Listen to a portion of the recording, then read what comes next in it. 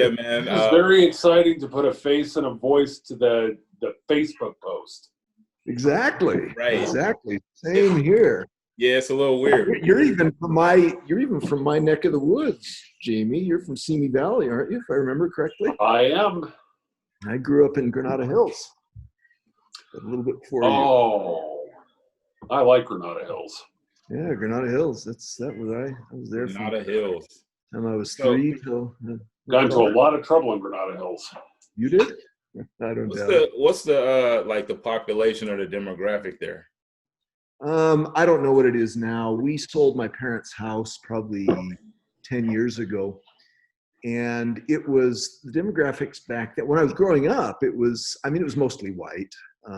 There were some Asian families, some black families, middle class, nothing special, no fancy big houses, but comfortable. Oh, okay. And then as I, left, when I got into my 20s, it started changing a little bit. We had a lot more Asian families moving in. Mm. And so right now, I don't know percentages, but there are quite a few Asian families there. And some immigrants too, immigrant Asian families who come over and settle down there. So.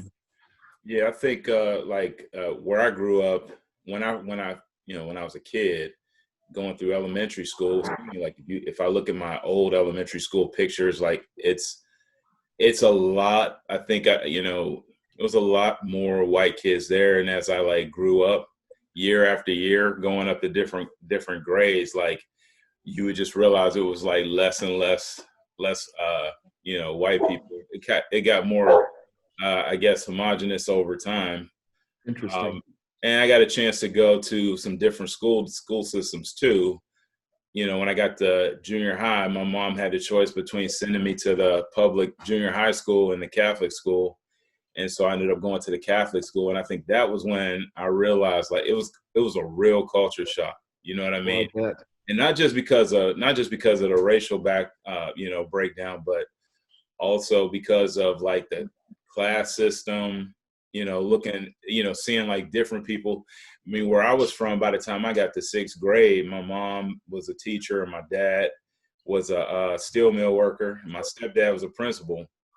And so in my neighborhood, everybody thought we were rich, right? And then I get to Catholic school and you got guys that own car dealerships and 14 McDonald's. And then you see okay, that's what money really looks like. Okay. We had, I think I told you, I don't know whether, I don't actually know how old Jamie is. I guess Jamie is probably, should I guess?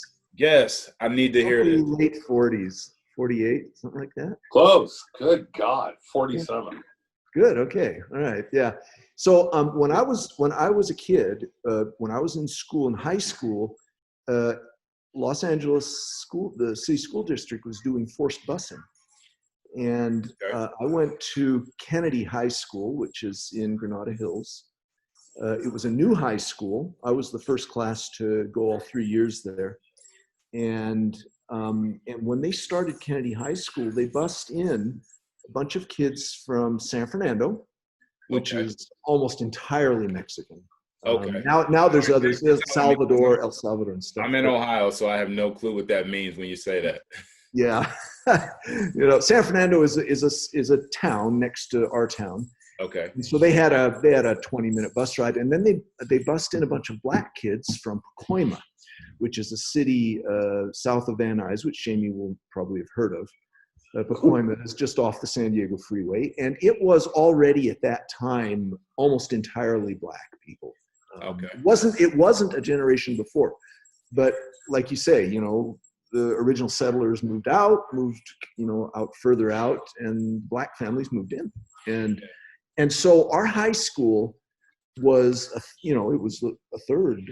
It wasn't literally a third, but it was probably more like 25% Mexican kids and 25% black kids and half white kids who were right from that neighborhood. And so that's the way I grew up. Wow. And this is in the early 70s. And it was very unpopular with the parents. Kids didn't care. We didn't know. We were going to high school. Kids. There's a bunch of new kids you get to know. Right. But the parents, and I remember hearing that, I think it was probably in the newspaper, that in particular the black parents from Pacoima didn't like their kids being bused into Kennedy High School. Huh. And I thought, why not? And turns out it was because it was an hour bus ride. Right. An hour bus ride all the time. That could be it too. Yeah, it was, and that's what it turned out to be. It wasn't that they didn't want their kids, going to school with other races, not at all. Which is something we might assume today, but back then it was like an hour's ride. By the time they got on the bus and got in there, probably a 45-minute ride in, and at the end of the day, a 45-minute ride back out. It was just a waste. 45 minutes. Yeah. Well, it wasn't a waste of time in the end. I'm sure it wasn't a waste of time. I'm sure it was a very valuable experience for everybody. But the parents didn't understand it at the time, right? I was looking at the statistics recently. They're saying that after all that we've done as far as education is concerned, and trying to do away with segregation, especially in the education system, apparently we're more segregated now than we were then. It wouldn't surprise me. Yeah. Yeah, I was reading a New York Times article. I can't remember what city it was in New York, but they were talking about how there was a specific court case that had to do with, I think, the Detroit school system. And it was something along the lines of, are we allowed to segregate or diversify based on, are suburbs allowed to be included with public school systems? And somehow that case, it was decided against that, and school districts have been using that ever since, saying, well, we're not technically part of your school district, so we don't need to go by those standards. And based on that,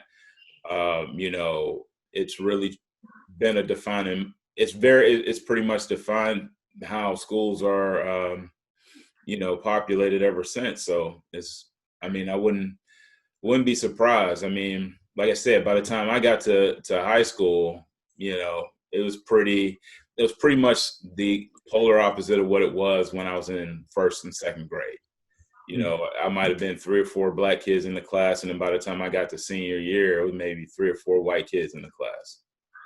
So interesting. Yeah, and then when you get to, I think one of the best things that can happen to a person, and I'm not saying you need to go to college, but I think when you get a chance to go to college, even if, if it's a major school or a small school, you get open to different people, different types of people that you wouldn't have met if you came from your hometown, and everybody that saw you looked like you and thought like you. You get a chance to see people. And I think for me, it really opened my eyes to see how, other people lived and other people's experiences. And I think, I was able to learn a lot, being around people. If you talk to them enough and you come in with an open mind and an open heart, you can glean stuff from other people, and it can adjust your worldview and make you a more well-rounded person. And so, with that, thank you guys for coming on. I really appreciate it. This is the first Zoomcast for Farce the Nation, but basically, pulling people together and having a good, honest conversation. Whereas, before we would do it regularly through Facebook, through the comments section. And, a lot of times things can get lost in words without, voice inflections and facial expressions. And, just giving it a different, trying the same concept from a different angle. They say a lot of times on the internet, you can't change somebody's perspective. And I kind of beg to differ. But, it's just one mode of conversation and communication. So I really appreciate you guys being here today. So. Appreciate you having us. It's a good idea. It's a good idea. Yeah, so at the top, we got Jamie Kowalski, who has a very large Superman emblem on his chest. Don't be jealous. Fresh back from the Fortress of Solitude. And we have Michael Bown, who has, done a lot of engineering, been overseas for how many years? 35. 35, and you've been back for what, 5? Yeah, I came back. You certainly picked the time to come back. In fact, it was almost literally to the day. I came back early July in 2015. It's been 5 years. Yeah, strange time to come back. So what made you come back to the U.S.? It's complicated. I can't really answer that question. I don't know what made me go overseas. We thought we would stay. My wife and I figured, we got married early, and we figured we would stay overseas. We got used to it. That's what we knew. And then suddenly, when we got older, our kids came back and started going to college here. They had never lived here. And so your kids were born overseas and lived overseas, like grew up. Raised. Wow. Technically, the oldest was born in the States. Actually, the second was born in the States too, but we took him over. He was 1 week old. Third was born over there, but they were all raised over there and Gotcha. only knew the States from vacation. And so when they started coming back and going to school here, then suddenly my wife thought it would be a good idea to be here too. And that's sort of over a 5 or 6 year period, it kind of changed everyone's perspective, and suddenly we're back in the States. So let me ask you this, from having 35 years overseas and being back here, what are some of the key differences that you see here versus there? What do you think that we have on them, on those countries versus, and vice versa? Well, my perspective changed over time, and there are a lot of cliches involved. We mostly lived in Europe. I was in Southeast Asia for 5 years and Mexico for a couple of years. So most of the time we were in Europe, and there are some cliches about Europe, of course. Okay. And we probably bought into them when we moved over there in our early 20s. Just really, really enjoyed it over there. But when we came back, it was very obvious that we're a lot freer to do what we want here. There are way less regulations here and laws. I mean, just we like the outdoors. We're kind of mountain people, outdoor people, and I didn't realize this while we were living overseas, because that was my 20s, 30s, and 40s and 50s. Right. Early 50s. Wow. And it's just all I knew. There were rules. You don't just go camping in the mountains, right? You don't just go fishing. You can't just do that. Oh, no. You don't. There's special spots you have to go to, right? And you can't just pull your trailer over to the side of the road and camp somewhere, right? You have to go to a designated camping spot. You can't just go fish. You got to get a college degree in fishing to go. You have to pass all these tests to get to. I'm joking, but you have to pass all these tests. I mean, you actually have to study and pass all these tests. You have to understand fish before you can go fishing. Hunting is a specialized deal. Hiking only on certain trails. You're going to mountain bike on certain trails, and on and on. But it was normal to me. It was just seemed normal. Yeah, why not? Because if you don't have all those rules, then people are going to go mess up nature, And there's so many people and such few space, such a small amount of space that things would get overrun. And so that was just normal to me. It was when I got back here. It was like, oh really? You can just go camp in a parking lot because you're tired. You can hike anywhere, there's, I had to learn there's private property and things like that here too. But, right. But a fishing license is just a tax, you just pay for it. But over there, you have to qualify for it. And it's just a lot, there's a funny quip over there that you hear, that the French and the Germans are two of the main nations over there that kind of drive things, the UK and the French and the Germans, those are the three big ones. Okay. And the French and the Germans traditionally don't necessarily get along that well. They've had some wars and things. But it's more right now, it's more of a culture war because there's a bunch of cliches. And the cliche over there, and this of course was more of a French joke than a German one.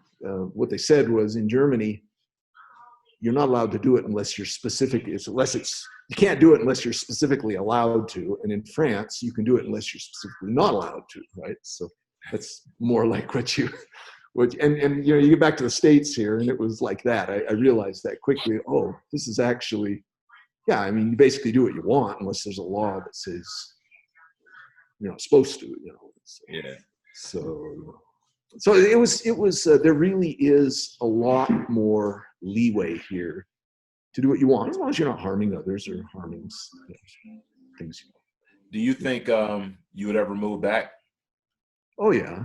We could. We've got a son over there, a son and a daughter-in-law and a grandson. We got a grandson over there in the Czech Republic right now. That's where she's from. So Oh, wow. and so we've got a Czech grandson, and so naturally we'd very Go visit. strongly consider going back when I retire and living there. Health insurance is a lot. I mean, let's face it, the health insurance over there is not even a topic. And so You said health insurance. Yeah. Oh, yeah, that's the thing too. So that's I guess that's a good point as any. I mean, you've been back here 5 years, and obviously, right around the time when, the Democrats, Obama was fighting for Obamacare and then eventually got it passed. Yeah. And then we saw, the fierce fight that happened after that. And then the current president's moves to try to weaken it and dismantle it just in time for a once-in-a-generation pandemic. So there's that. And as a matter of fact, I was watching the news today, and apparently some of these other states that weren't seeing a lot of cases are having a spike right now. Which is, if you're from one of those places, you should be very concerned. I think Arizona, Texas, Florida. Utah was on the news today. Utah sets a couple of new records.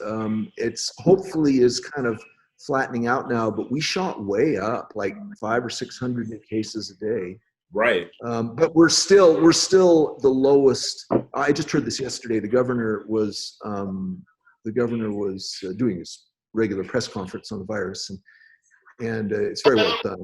And he said basically, he says we have the lowest mortality rate in the nation, which is it's below 1%. And I can't verify this. This is what he's got the information, but sure. He said it twice. We have our state has the lowest mortality rate in the nation, meaning of those who get it, right? So right, it's not sure. the lowest number of people who get it. If you get it, of those who get it, we have the lowest number that die. I think that's probably the point that he's making.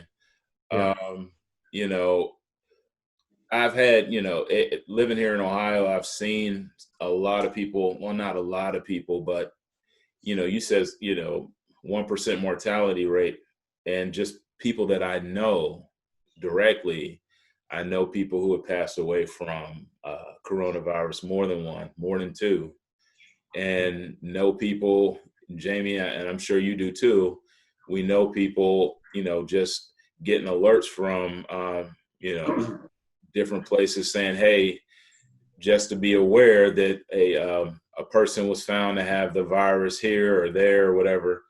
And at this point, I just really hope that people just do the basic things. You know what I mean? I saw a meme on TV, or not on TV, but I saw a meme that basically said something like, if two guys are standing next to each other and one guy's peeing and he pees in your direction and either guy has pants on, you're probably going to get hit. And if the guy that's peeing has pants on, you probably won't get hit. But if you both have pants on, it really decreases the likelihood. Just kind of look at it like that with the mask. You know what I mean?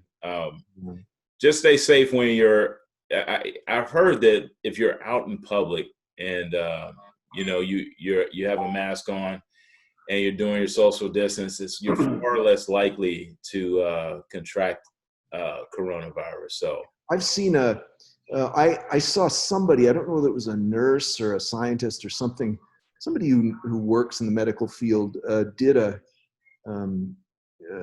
sneeze test with and without a mask, and somehow they had, maybe you've seen it, somehow they were able to make the the droplets, your sneeze, fluorescent or something. Oh, and so they could see how far it could go? you could see how far it went and how much got through the mask.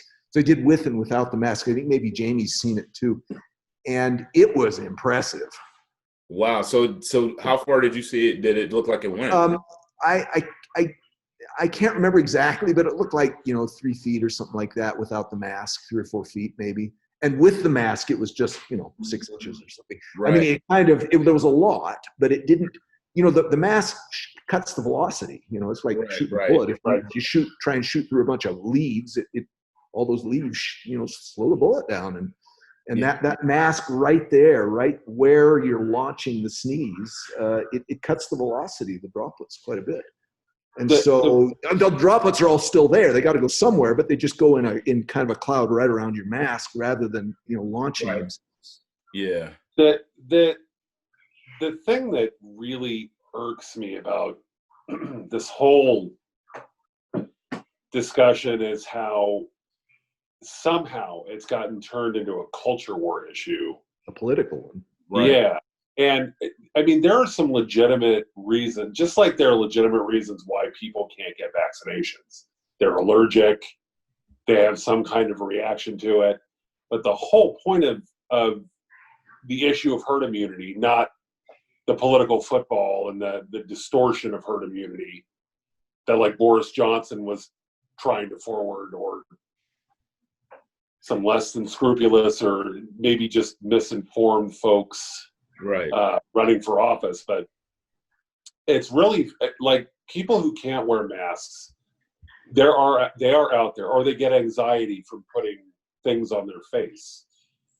Those are legitimate behavioral conditions, and there may be legitimate physical ones. There's people with COPD. The whole point is, though, if everybody else is wearing a mask, it's just like the real concept of herd immunity. You can't eliminate the risk perfectly. It's really about mitigating risk. Right. But that having been said, as much as I think most of these protests against, being, likening wearing masks to slavery or some kind of political imposition, I do have a problem. I'm uncomfortable. I don't really have a solution, but I'm uncomfortable with the idea of making it illegal. Like attaching criminal punishment to people who are, for example, I am for people who won't wear a mask, making it criminal. Right. And by the way, it is in Europe. In parts of Europe, for example, in Czech Republic, where our son lives, it's illegal not to wear a mask. You get a big fine if you go outside without a mask. Wow. And there are places in this country that are doing that. That are making it illegal? Yeah. There's it's a northern state or two that actually, I mean, people have been threatened with imprisonment. See, this is the part. Oh, I'm sorry, Jamie. Go ahead. No, I mean, like the protests that people were waging against it, like, they were protesting in large groups, not wearing the masks, and talking also about the lockdowns. Right. And again, most of them were comical. Like if you read their signs, I would say 90% of the ones I saw, and I'm sure this was on purpose, were comical. But what was on the side of the lens camera that we saw was a sign that read, "If I can't work, I can't eat." Because what happened was the government shut the economy down, but didn't pick up the bill. So you literally have people in this position where rent is still due. That's true. Bills are still due. As a matter of fact, what I heard yesterday was that even in places where they said there's a moratorium on filing for evictions, the landlords could file for evictions. Their rent is still accruing. The rent is accruing, and also you are allowed to file. But they wouldn't take any action until a certain date. So a lot of what landlords were doing was just going downtown and filing it and then saying, hey, whenever you guys get around to it. And in Ohio, the courts are opening back up. So literally they have stacks and stacks of these applications for evictions, no staff to run them. So the judges are moving through them like this. And nobody is allowed to be in the courtroom to represent themselves. They're all doing it like we're talking now on Zoom. Right. It's a real crazy situation because, I can see it from the landlord's perspective by saying, the landlord certainly has bills to pay. If you're running my dad had a lot of properties. If like say if you have a mortgage on a property and paying the mortgage is based on the renters paying rent, you still got to pay the mortgage. So, and if you don't pay the mortgage, then they foreclose on your properties. Like, I don't really think there's a win-win from the people's perspective, but I do like the idea of saying if the government is saying we have to shut down for the sake of saving lives. And again, this is a once in a century situation.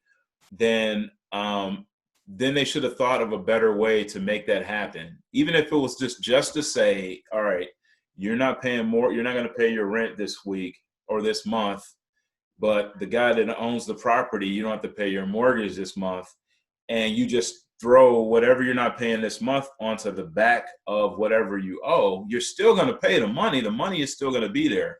But just saying if we have to pause the economy, then we have to pause the entire economy, or else things will get hectic very quickly. It has to go all the way back to the banks like that then, right? Exactly. Ultimately, the banks have the mortgage, and can they afford it? That's the question, right? Sure. So, well, I want to pay your candidate a lot of credit. Mitt Romney was the first Republican to come forward with the idea of paying flat out. Yep. Not every month. And he went further than what actually got passed in Congress, as a matter of fact. He was saying do it every month, which actually made sense. Well, he didn't do the every month thing. He was still wrestling with that. But another Republican, Josh Hawley, did. Josh Hawley said universal basic income for the length of the pandemic. Yeah, it was. So, I mean, came up with that first, and that was yeah. Yeah, and my thought is like if you have Mitt Romney over here saying this, and then you have like Andrew Yang saying it over here, in the middle of a universal, a global pandemic of generational proportions, I would think if there was a time to put aside partisan nonsense and showmanship in professional wrestling, this would have been the time to do it. But it seems like we can't even get it done now, Well, okay, so like full perspective, part of the reason why Mitt Romney and Josh Hawley can do that is because they're fairly insulated. Like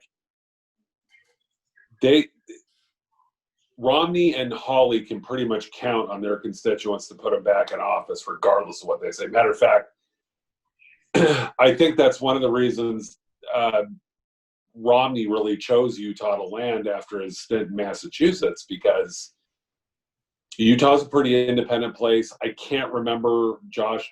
I know the character of his district. I just can't tell you where it is.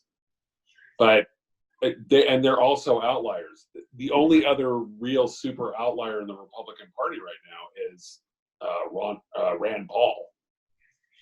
But he's a crazy libertarian.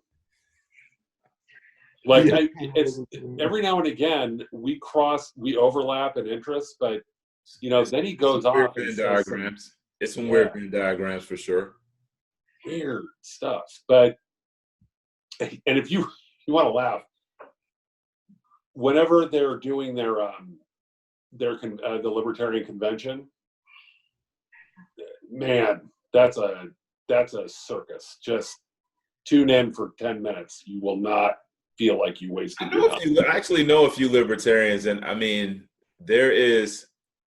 one day I got to get some on, but like, just the stuff that I've heard them say they believe, I'm like, okay, that's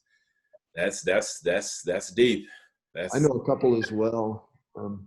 Frankly, I think I'm not talking about libertarian Republicans. Right down to it. Yeah, man, they yeah. But Rand Paul is far more libertarian than he is Republican, but there are like Republicans with a libertarian bent. Sure, that's not what I'm talking about. You're talking about true libertarians, the ones that say there should be no government, right? Right. Yeah, I know some of those guys, man. Yeah. I'll pass. Yep. I mean, and that's another thing. Like, I mean, there's a thing of having not enough regulation, and there's a thing about over-regulation. I think going back to your idea about masks, you know, me being an African American, I'm a little concerned anytime you talk about arbitrary rules that can be implemented on the public, because usually the people who are going to be the first to be subjected to those rules are going to be people that look like me. I mean, historically, that seems like that's what the case is. And so, like, I've seen videos already of people how like a business will say, "Hey, you can't come in unless you wear a mask," and you'll see like a black person, you know, courtesy of like thanks to cell phone technology, can say, "Hey, look, I got my mask on. Look at all the people behind me," and everybody behind them is white with no mask. And so that is my concern. My second concern is, if you're going to make something legal or illegal, then you have to make it accessible. And, you know, contrary to popular belief, not everybody has access to a mask. Right. You can tie a sock around your face or something like that, but, you know, if you're going to say it's going to be legal, it's going to be either you do it or it's illegal, then there needs to be open access to masks everywhere you go. That's the only way it would make sense. Maybe the companies just need to have them. Yeah. The stores you go into, they should have masks, and they do that at Costco here, for example. You have to wear. They won't let you in if you're not wearing a mask. Right. They have masks. They hand out, and everybody wears a mask. I saw this one lady online. She pulled out like some weird card that said, "Oh yeah, she had like some kind of disability, and they had some weird law on it." And they were like, I think it might have been Costco or Whole Foods, and they were like, I don't know who put their business process together, but like, I got to tip my hat to that guy, because the lady came to the door, cell phone in hand, and was like, "Hey, so I have a disability and I can't wear this mask." And he was like, "Oh, that's fine. Give me your shopping list. We'll do the shopping for you." She was not prepared for that answer. I was like, "Well done, sir." That's good. Yeah, that's good. Yeah, it's good, but it is. And I didn't see the video, but there are specific disorders that would, like, children under 6 should not be wearing a mask, right? It's not a disability, but it's a fact. Here in Ohio, they just required everyone in public to wear a mask, but for children under 6, which is a CDC guideline, if I'm not mistaken. See, they have like little masks at urgent care, and like I figure like I'm already there paying for a bill or something, right? So they had like the little boxes of masks, and this is pre-coronavirus. I was like, man, I'll never know. I may be like spray painting something. I may need a few of these masks, so I may take like 2 or 3 of them. And then they had kid-size ones too. I was like, I'll take a few of those too. So like, when all of this happened, I had like 3. And so my oldest son, the 4-year-old, like, he'll wear a mask, no problem. It's paper, but like, you know, he didn't have any problem with it. It's actually count him out. The conference, our governor, the press conference he gave yesterday on this, much of the conference was actually focused on how our state is getting masks for kids. Really? So back to school. Yeah, it was. He touched on it for probably 5 or 10 minutes. He had the head of the school system, or the board of education here, and they were talking about how they needed to get child's masks for the kids before they start up school in the fall.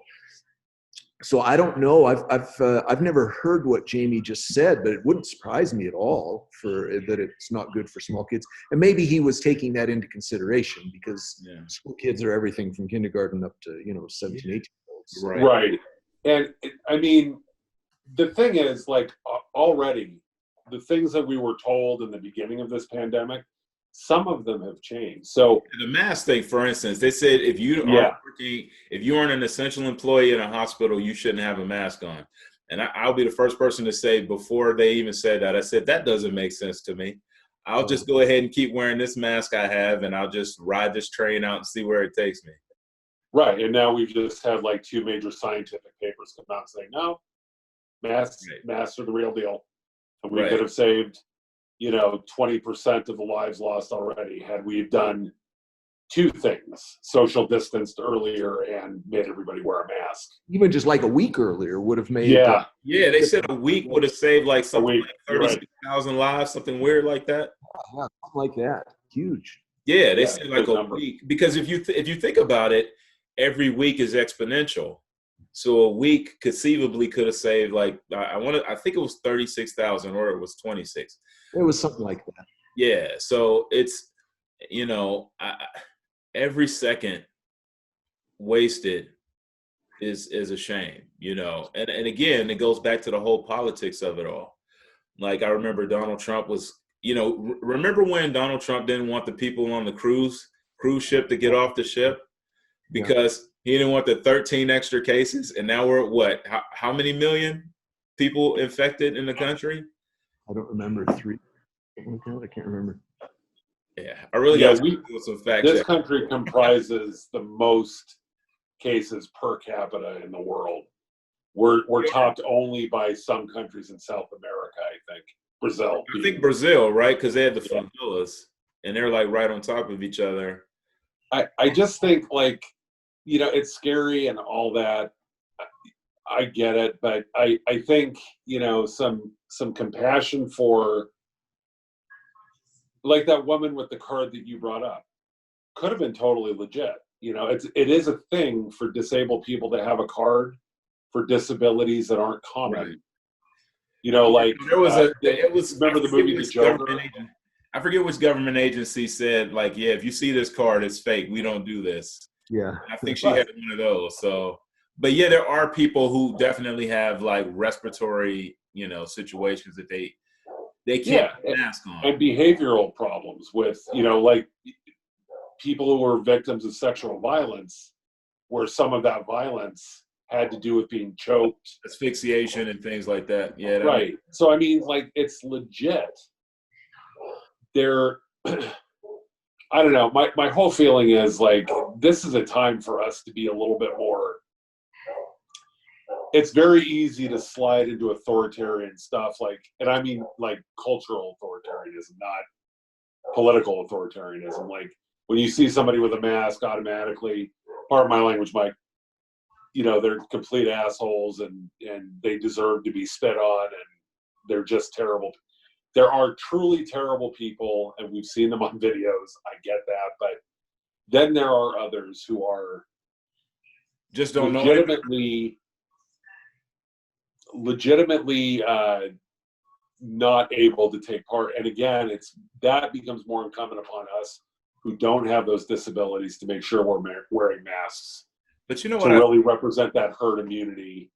I think the biggest, keep them protected. the most problematic disability to me is not the physical ones or the psychological ones or the ones that you can't help. The biggest disability that I see right now that is totally preventable is the arrogance / ignorance that's wrapped around, wearing a mask in public. Like, you'll see people equate it to and liberty, and it's like, come on, man. It's been pushed by the two parties. Trump in particular has, he was even commented on Biden's mask and how silly and political it was. And of course, his position is equally political on it. But I think we've turned a corner. And if I remember correctly, a couple of days ago, Mitch McConnell made a statement in the Senate where, guys, we've got to, I can't remember his exact wording, but it was pretty clear. We've got to stop making this political. I think it was the first time you saw a party break from Donald Trump's rhetoric in such a large manner on such a large issue. It was McConnell, wasn't it? It was McConnell. It was a few other ones too. Yeah. You saw Pence. I think Pence showed up somewhere with a mask on. Well, yeah, that's right. Yeah, but he also showed up plenty of places without one. His most recent appearance at that big rally in Tulsa. Yeah, Pence and Trump, I think we can separate. Like, McConnell from all appearances, despises Trump with the heat of 1,000 suns. That's what I would think. So I've always assumed. Trump is a useful idiot. He's a means to a master and legislator. and quite frankly, they can't get rid of him till they get rid of him. So they have to tolerate him. And I think what happened was they made a political calculation early on that said, hey, he's our guy. We don't turn our back on blood. So we'll just cape for him for now. And hopefully one day he'll go away and we can get back to business as usual. But what they didn't expect was for him to take over the party like generation World War Z, and like everybody starts getting infected, and now you have all these little Trumps across the nation trying to out Trump, and the party just got weirder and weirder to the point where you're like, man, none of this makes sense. Like, hey, look at those cameras back there. Those guys, yeah, and then the whole crowd turns around and boos the news. Who does that? Like, can you think of I don't care. Like, can you think of George H.W. Bush doing that? Can you think of Reagan doing that? Can you think of Carter doing that? You know what I'm saying? Like, it's just weird. Like it seems like a huge performance, except when they unplug the lights and turn the cameras off, like these people are still weirdos. Like Macho Man Randy Savage is still running around with the makeup on his face, and I'm like, come on, man. Like, I at least tolerated or could understand the kabuki theater that was, when like Ted Kennedy would go behind closed doors and some of these other guys like Tip O'Neill, like they would go behind closed doors and, they might fight on camera and then get behind closed doors and work out things for the benefit of the United States. Now it's just to the point where it's like they really hate each other to the point where it looks like, it's not just an act on TV. I think it was Boehner that said, I think that's when it really got to the point where it couldn't be there were no brakes in the car anymore. And Boehner was saying behind closed doors, he's like, man, I couldn't control those guys, man. It wasn't theater anymore. He's like, people across the aisle don't even try to talk to the other side anymore. I see. That's a media narrative. Honestly, the Tea Party was out of control for about 10 minutes, and they turned into the Freedom Caucus, and now they're typical establishment Republicans. Oh, you're talking about the Freedom Caucus? That's what the Tea Party basically evolved into. Yeah, but a lot of it's like even AOC. The Tea Party guys didn't survive, though. Go ahead. I was saying a lot of the Tea Party guys didn't survive. Yeah. Michelle Bachmann, she's gone. Alan West is gone. The other guy that's what's his name? Guitar player, Joe Walsh. Oh yeah. Yeah. Guitar player name. Walsh is gone. He's gone. Walsh didn't. He didn't survive his first term either. He was a Tea Party guy. Right. And honestly, the big, if I remember correctly, the first real casualty from the Tea Party was here in Utah, where Bob Bennett, senator, was tossed out by the party. He didn't make it through the primary because of the Tea Party saying Bennett compromises too much. And right. So, and he was a true, and you would probably know better than me, but from all accounts from my neck of the woods, he was a true Republican.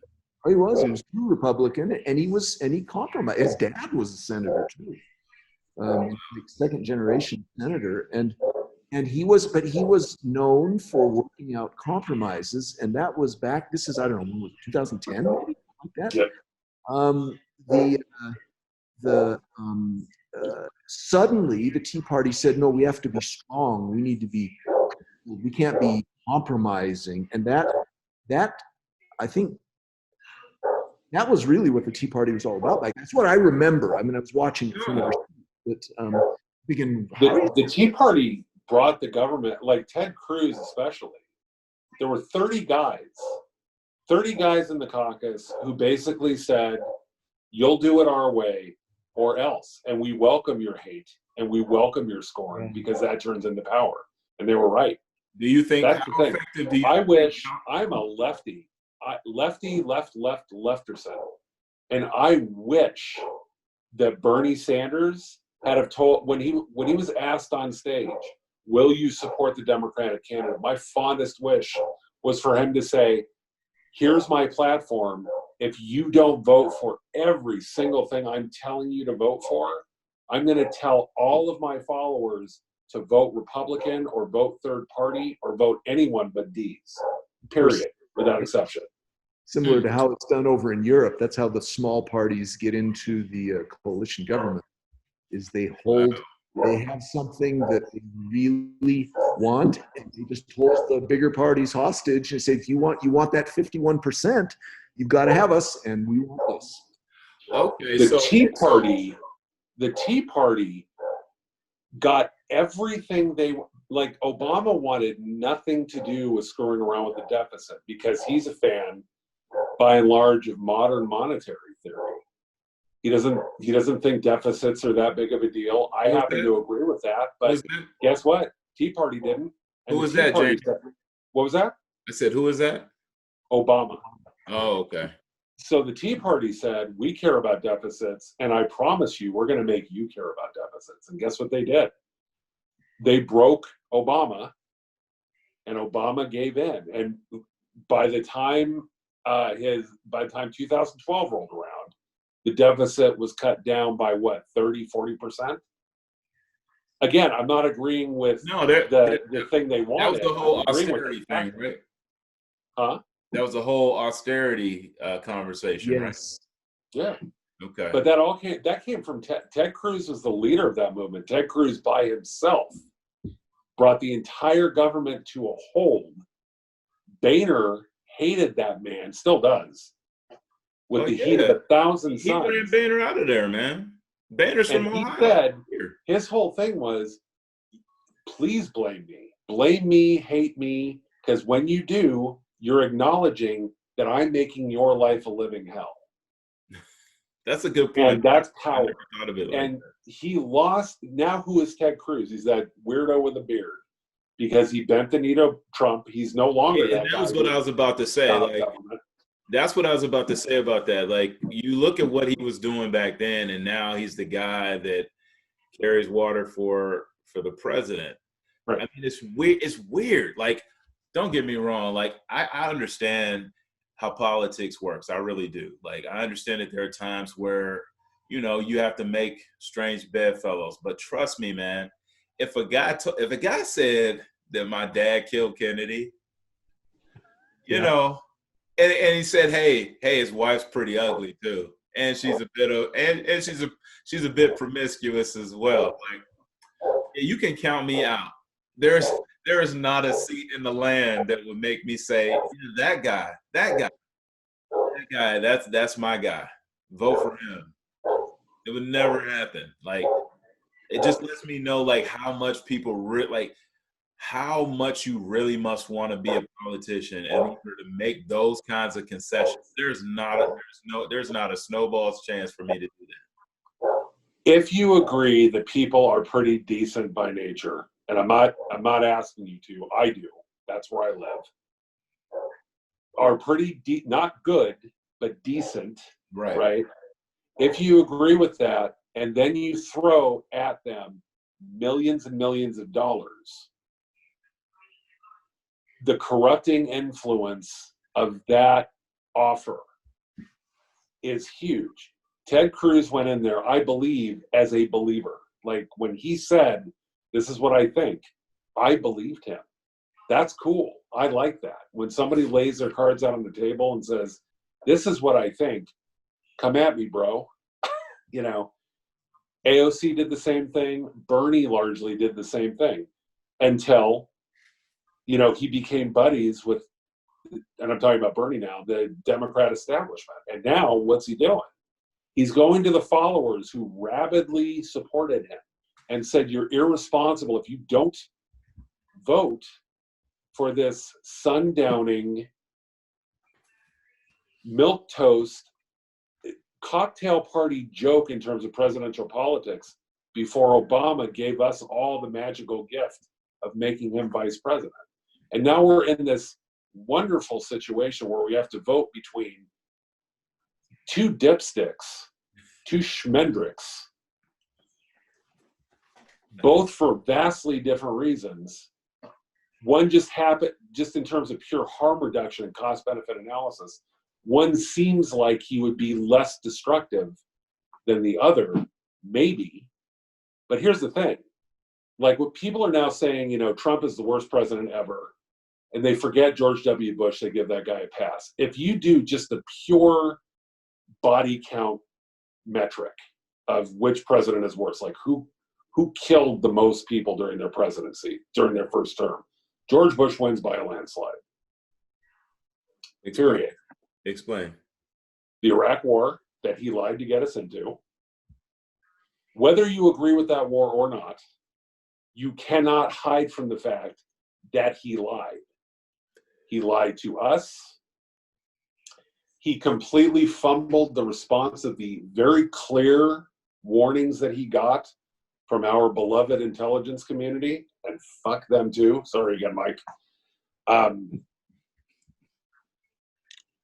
So my point is, like, we have such short attention spans. Trump is bad. Do not get me wrong. And he's bad for a lot of reasons. So basically you're saying he's the guy, he's the flavor of the moment, and so he's in front of our face, and so almost like he's got the attention right now, so it's easy to say, hey, he's the worst guy ever. So because George W. just put up this super PAC for Biden, now he's wonderful, and we completely whitewash his presidency. Republicans don't like George W. Bush. No, I remember I just remember when it was the year after, I think, was it Romney? Yeah, who was it? It was John McCain. John McCain and Sarah Palin's convention, and they was like, you know, Bush, yeah, why don't you just go ahead and stay home? I mean, I know you got a lot of painting to do. Yeah, here's some extra paint brushes and a few stencils.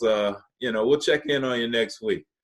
Right. You know, but yeah, it's definitely a weird situation. I don't think it's almost like you got two choices. You go to the car dealership because you know you want to buy a car. This is my perspective, and I'm trying to wrap up because I know you guys. You know, I appreciate the time we had. But you go to the dealership and you want to buy a car. You have in mind what you want to get. You know, you want a cool, reliable car, and the only thing that they have on the lot you can choose from is a Yugo or a car that likes to tweet white power tweets. And so every time you cut on the car, like it's some weird thing about you know, NFL players kneeling. Well, I guess I'm just gonna go ahead and settle for this Yugo. Make sure that I keep my oil maintained as much as possible. And I'll just make it, I'll just make do with what I can until, you know, another situation comes by. But I think so. By and large, can I interrupt you real quick with a question? And What's I'm not gonna pontificate. I'm just gonna ask you this question. No, go for it. Okay, so again, I think we can agree that Trump has got a pretty long track record that goes back decades. Oh, for regarding sure. Without a doubt. regarding his level of racism. But Right. in terms of his 4 years versus The crime all of Biden's time in office, Oh yeah. which one would you say has more dramatically served the cause of racist well, America? this is the thing. Like, if you really want to talk Biden like that, or like Trump? there's Which one is the there Yugo will is what I'm be, there's no asking. doubt. Like, And if which you're one looking at a is the guy- one that tweets bright power? Jamie, if you're looking at a guy that I think he said he authored the crime bill, right? He was the architect Or and did he chairman. sponsor it? What was that? Did he author the crime bill or did he sponsor it? No, he authored it. He architected it. So I mean, if you're talking about he the crime advocated bill, for it. you talk about black incarceration in this country. You know, Trump will need way more years in office to bring that kind of body count up. And then you think about the fact of black males being incarcerated. You look at documentaries like The 13th, and you can see how you take a man out of his home, statistically, the kids are more likely to fail, period. But then you look at the 13% of the whatever the census says we make up, African Americans make up in this country, About and we're 13%. vastly disproportionate to the people who are incarcerated. When all other factors are equal, including propensity to commit a crime, the capacity to sell drugs, do drugs, and we still end up in jail more often. And you look at the three strikes bills, and all these tough on crime bills largely affected my community. And so, yeah, so when you look at it like that, of course, there's no way to say that that's not the case. But then you also have to consider the fact that, yeah, he wrote it, but who else voted for it? If I'm not mistaken, then Bernie Sanders did too, right? He did. And there's a lot of other people that voted for that crime bill too. And as a matter of fact, unfortunately, there was a lot of people in my community that were proponents of it too, because the thinking back then was, hey, if you're tougher on crime, you can save a neighborhood. When in reality, if you're better with economics and opportunities, people who have jobs and people who are educated and have a better outlook and access commit less crimes. Like if you even look at the Middle East, like you can look at a place like Afghanistan, and then you can look at a place like Qatar, or you can look at a place like Dubai. They don't have a lot of crime there, if I'm not mistaken, right? But if you look at the economies there, you look at the quality of life, I think that's a big, I think one of the things that dictates that outcome. But it's not just, if you look at some the of mistake is to focus all of that on the crime bill. You're leaving out his lifelong battle against entitlements. He wanted to cut Social Security, Medicaid, Medicare, his support for the Iraq War. When I say support, he was one of the few Democrats who went out and said, we need to support George W. Bush. And this is like a year and a half into the conflict. Right. So there were lots of brown people who suffered. And that carried directly over, by the way, to his prosecution of those two conflicts, Iraq and Afghanistan, when he worked for Obama. He can say all he wants. He tried to withdraw troops from Afghanistan. He's on record as saying that. He said nothing about Iraq. He was all for Libya. He was all for Syria. See, this is his idea with Iraq, by the way. Oh my God. If you want to talk about destruction of brown people not living in this country, his big idea when he was running for president for the 12th time was he wanted to section off Iraq into 4 pieces. He wanted to take the oil-rich Kurdish oil wealth and just give it all to the Kurds. Meaning, the good chance that a third of the country would constantly be at war with Kurdistan because all the wealth was concentrated with them. So that is until they found those huge mineral deposits, most of which again were on Kurdish land. What do you think about that? What do you think about that, Bown, having come back from Europe? I'm sure you probably had a different vantage point as all that was happening. Like, what was your perspective, and what was the world around you? What was that perspective watching America do these things? Well, I don't know whether I mean, we were aware of it, but I'm not sure it was just kind of America is doing this because we weren't sending troops down there, right? It was America doing this, if I remember correctly, it was kind of, well, yeah, it's necessary. So I don't remember seeing protests or anything about it. I had a couple of friends who were, and in fact, one of them is a common friend of ours, who Mike Greer, who was Mike. Yeah. So he and he was involved in that, and we lived in the same city at the time. We were friends, and so I knew people. I knew another guy who went down there too, and it wasn't until quite a bit later, in fact, within the last 5 years, that I started hearing that President Bush had lied about these things. I was not aware of that at all. I didn't pick up on that that whole conversation back then. I just knew that turned out they hadn't found anything, but then they had found some, but it wasn't what they thought they had found. It was just kind of cleaning things up. It wasn't really a big deal. But when I got back here, I started hearing a lot about, lying, Well, what I heard that they'd done as one of the things that came out later was they leaked information to the New York Times, and then the New York Times ran with the story. And then on Meet the Press on Saturday or Sunday, Dick Cheney got on and said, "Hey, did you see the article in the New York Times? We got to do something." So it's like, I mean, that's pretty. Yeah, I didn't pick up on any of that. I don't know whether my European friends did. I doubt it. We just didn't talk about it much. There was a war down there. We had to get rid of, Hussein. I think for me, even then, like, this is what my thought process was on it. And even, my political leanings are pretty weird, but even then I was like, Saddam Hussein is for all intents and purposes, like your average warlord, drug dealer. Like, you can talk a lot about what you want to do to the United States from this perspective. I'm talking specifically about Saddam versus the United States, right? Saying that he's a imminent threat to us. I mean, in actuality, like, what missile could he launch that could hit the United States? What tactic could he employ that could hit the United States? And that's why even early on, and I was in the minority when I would talk to my friends, and this is way before social media. This was just random conversations with coworkers and family members. I was like, it just doesn't make sense. Like, if I keep my mouth shut, you will allow me to keep my empire.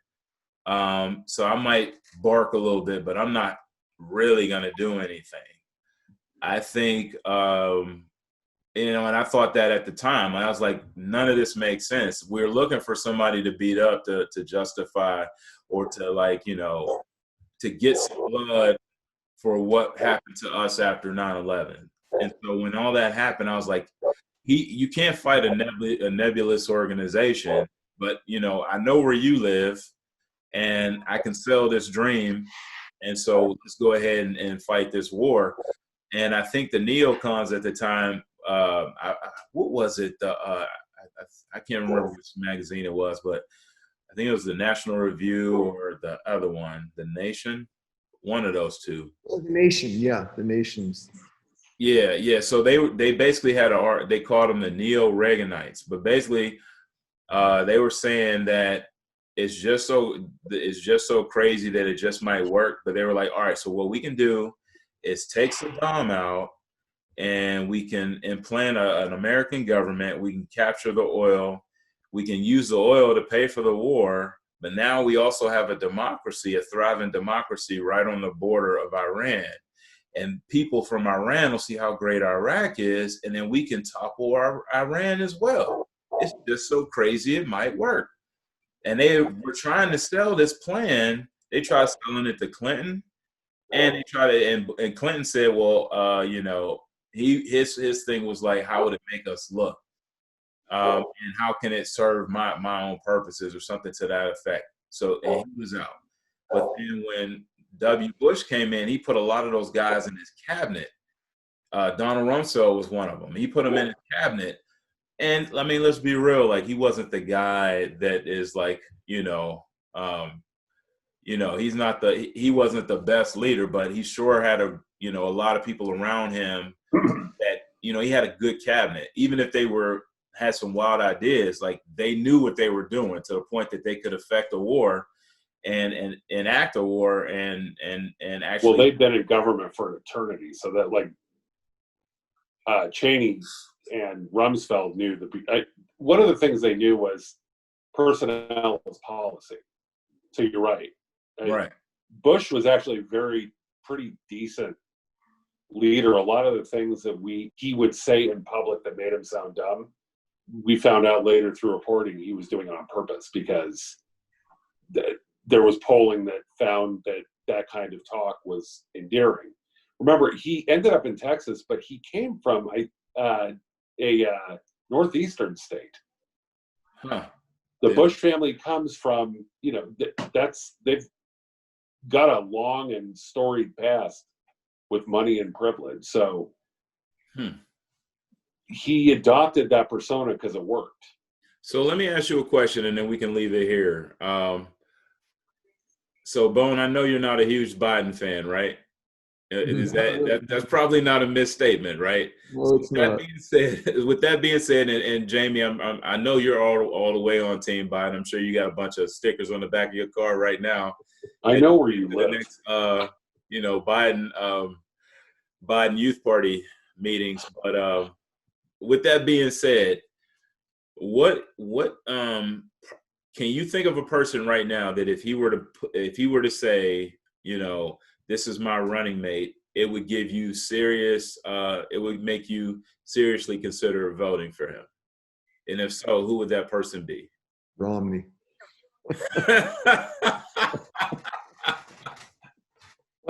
That's okay. That's fair.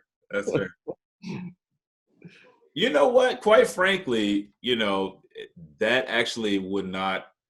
I mean, if he were to get Romney, Wouldn't that be fun? Wouldn't that be fun? Yo, look how many. Yeah, they take money from the same donors, so it's not outside. Probably. They're both quite moderate. I mean. Yeah, like if you look at where did Romney come from before he was in Massachusetts? He's from Detroit or from Michigan. His dad was head of American Motors, president or CEO of American Motors. He grew up in. And from all accounts, his dad was a really good guy. Yeah, he moved to Massachusetts because that was where his business was after he graduated from Harvard. I mean, obviously, culturally, he's linked to Utah, but he came out here when he retired, basically. Right. Well, actually, he came out to fix the Olympics. Yeah, and I think that would turn all the analysts and strategists like neoconservative Democrats would love that. Yeah, they probably would. I mean, look at Massachusetts. Massachusetts would be back in the bag because Massachusetts loved Romney, if I'm not mistaken. Bush is governor there. Yeah. George W. is back in good favor. You have all these John McCain guys, Rick Wilson, Steve Schmidt. Yeah. All these cats who formed the Lincoln Project. That was McCain's strategist, right? Yeah. Didn't he run his campaign manager or something like that? Yeah. Now, I mean, they're major grifters, and the Democrats, the DNC loves these guys. They've completely crafted the entire Democrat Party around people who do not share the base's values at all. Yeah. Much the same way I would argue the Republican Party has crafted itself around a select number of people who don't share the values of the Republican Party. It's a fairly common problem. Well, So, Jamie, who would you think would secure the vote?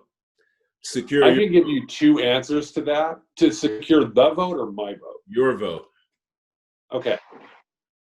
So fantasy picks would be Nina Turner, Pramila Jayapal if Buttar gets elected over Pelosi.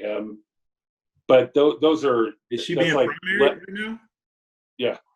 Oh, I didn't know that. Yeah, big time.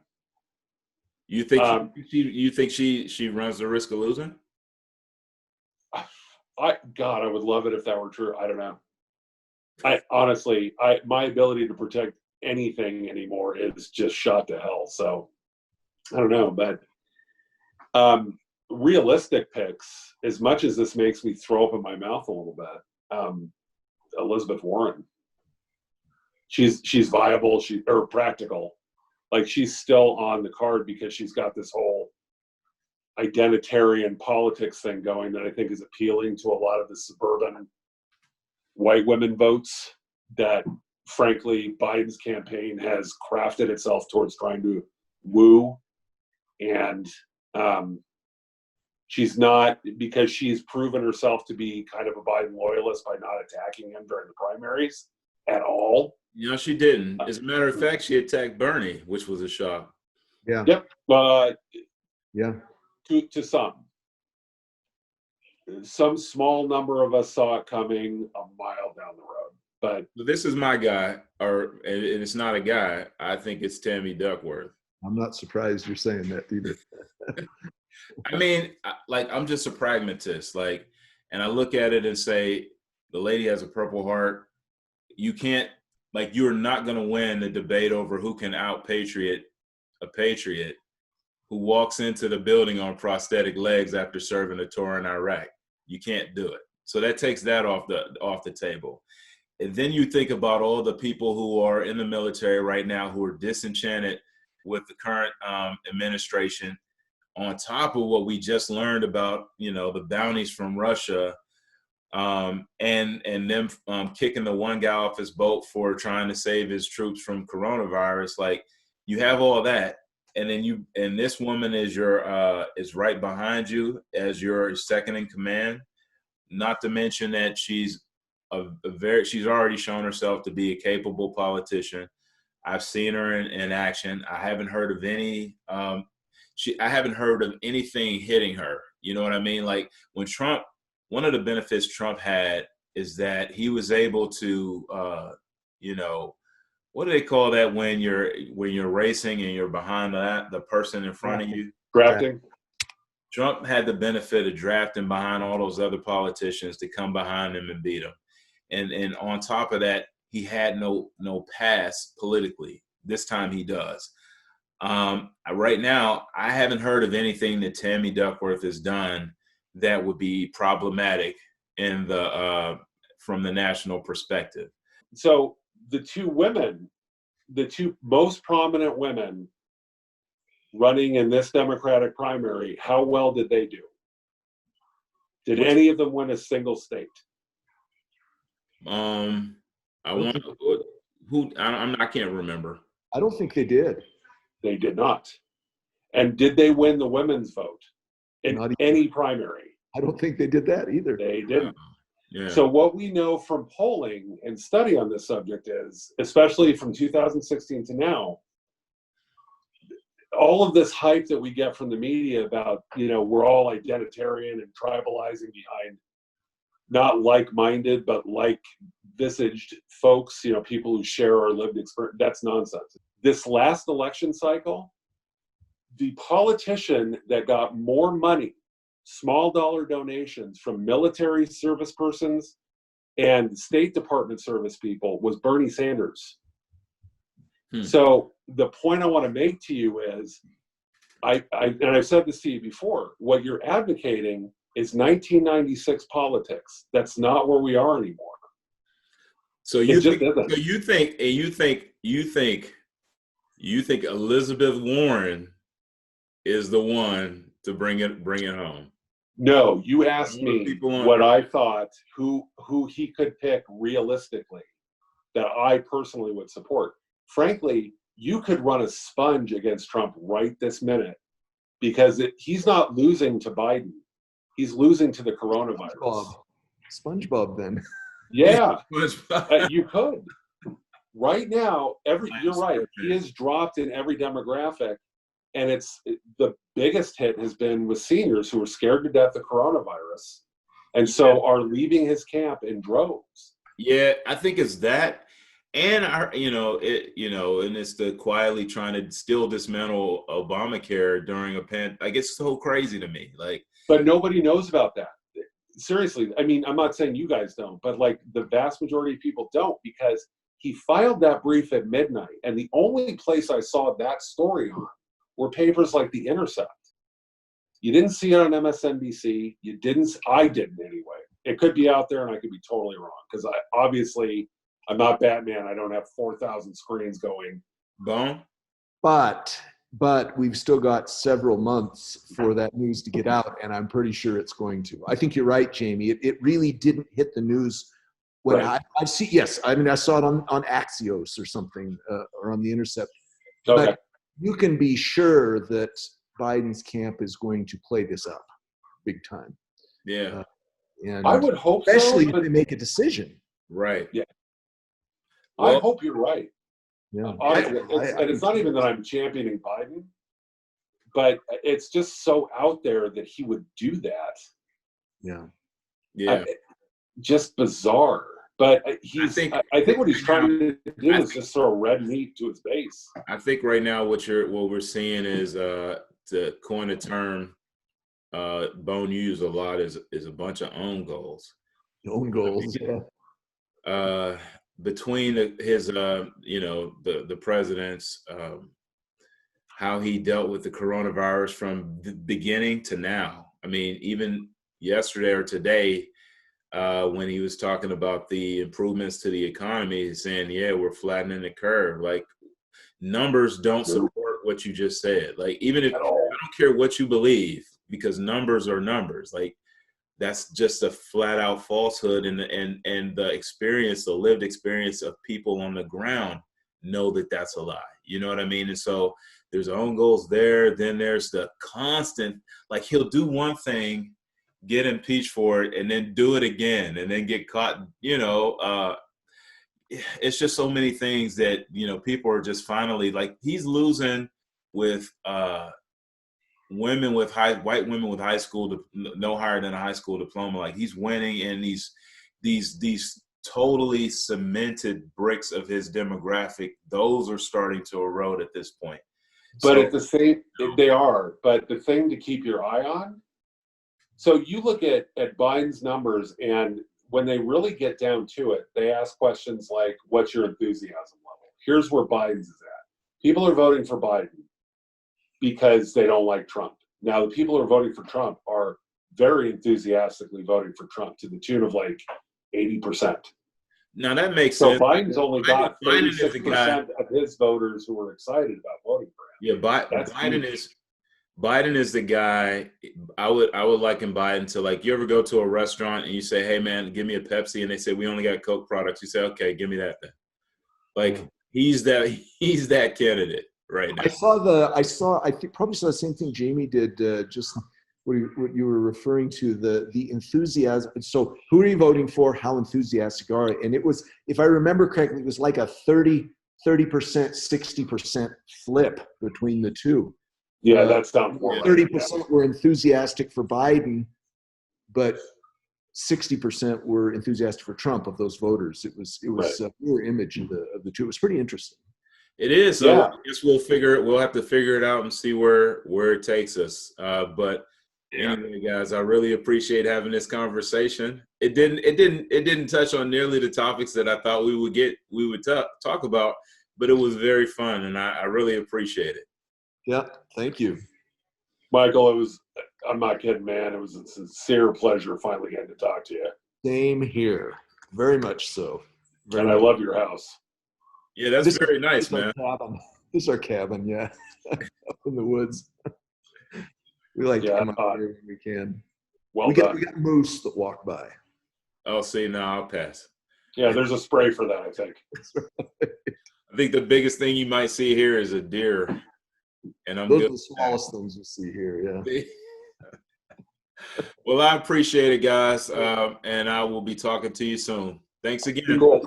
Thanks, Jahi. See you guys later. Later.